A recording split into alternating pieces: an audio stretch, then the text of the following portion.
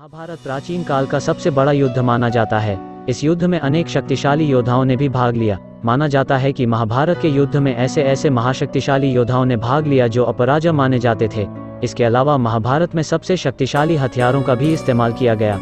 लेकिन क्या आप जानते हैं कि इतने महान योद्धाओं में से सबसे शक्तिशाली योद्धा कौन थे? आगे जानते हैं कि महाभारत के युद्ध में 5 सबसे शक्तिशाली योद्धा कौन थे।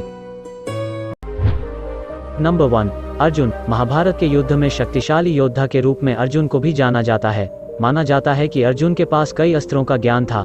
कहते हैं कि जब अर्जुन को चुनाव का मौका दिया गया कि वो कृष्ण की नारायणी सेना को चुने या स्वयं निशिस्त कृष्ण को, तो उन्होंने कृष्ण का चुनाव किया। यह महाभारत का सबसे बड़ा निर्णय था। अर्जुन ने ही कौरवों की आधी से अधिक सेना को मारा। इनमें भीष्म और कर्ण भी शामिल थे।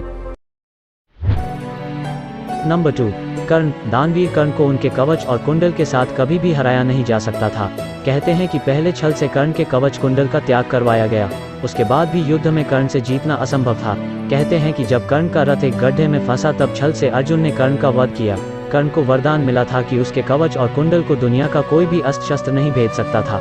कर्ण ने युद्ध में नकुल, सहदेव, युधिष्ठिर और भीम को भी हराया था, लेकिन उन्हें मारा नहीं, क्योंकि कर्ण ने प्रतिज्ञा की थी कि वो सिर्फ अर्जुन को छोड़कर अपने भाइयों को नहीं मारेगा।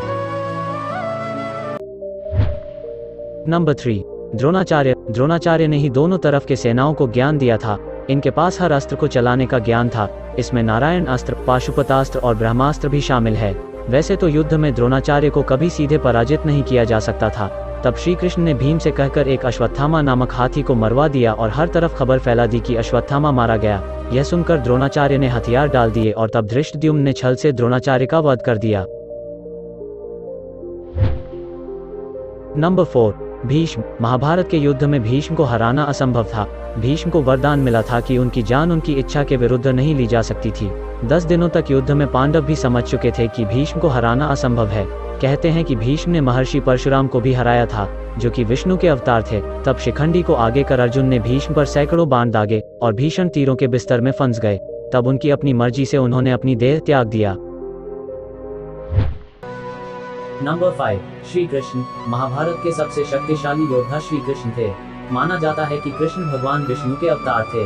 उन्होंने महाभारत के युद्ध में कोई भी हथियार इस्तेमाल नहीं किया था। श्री कृष्ण सिर्फ अपनी रणनीति से वो इतने महान योद्धाओं को मात दे पाए। कहते हैं कि अगर श्री कृष्ण हथियार उठा लेते तो सिर्फ अपने सुदर्शन चक्र से कौरवों की पूरी सेना का विनाश कर देते, क्योंकि कृष्ण के सामने कोई भी योद्धा अमर नहीं था।